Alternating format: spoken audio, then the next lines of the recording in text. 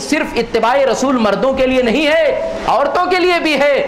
کئی عورتوں نے ایسی اتباع کی ہے کہ اس کی مثال ملنی نادر ہے، اس کی مثال ملنی ناممکن ہے، ایسی اتباع کی ہے۔ آپ بھی اگر اس طرح کی اتباع کرو گی کامیابی آپ کو ملے گی۔ آئیے ایک عورت کا اتباع ہم بتاتے ہیں۔ اللہ کے نبی صلی اللہ علیہ وسلم کے پاس پہنچتی ہے، ابو داؤد کی روایت ہے، اللہ کے نبی صلی اللہ علیہ وسلم کے پاس پہنچتی ہے، وَمَعَهَا ابْنَةٌ لَهَا وَفِي يَدِ ابْنَتِهَا مَسْكَتَانِ غَلِيظَتَانِ مِنْ ذَابٍ۔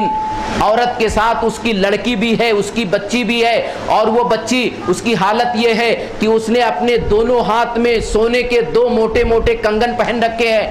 اللہ کے رسول نے کہا اَتُعْتِينَ زَكَاةَ هَذَا، اے عورت یہ موٹے موٹے سونے کے کنگن جو تیرے بچی نے پہن رکھا ہے کیا اس کا زکات دیتی ہو؟ قالت لا، اللہ کے رسول نہیں، زکات تو نہیں دیتے ہیں۔ آپ نے کیا کہا؟ اَيَسُرُّكِ أَن يُصَوِّرِكُ اللَّهُ بِهِمَا يَوْمَ الْقِيَامَةِ سِوَارَيْنِ مِن نَّارٍ، اے عورت تجھے پسند ہے کہ تیری یہ لڑکی جو آج سونے کے کنگن کو پہن کے دندناتے پھر رہی ہے، بہت خوبصورت لگ رہی ہے تیرے نزدیک، کل قیامت کے دن اللہ اس کے بغلے میں دو آگ کا کنگن اس کو پہنائے گا، جہنم کا ٹکڑا دو آگ کا پہنایا جائے گا، تجھے پسند ہے؟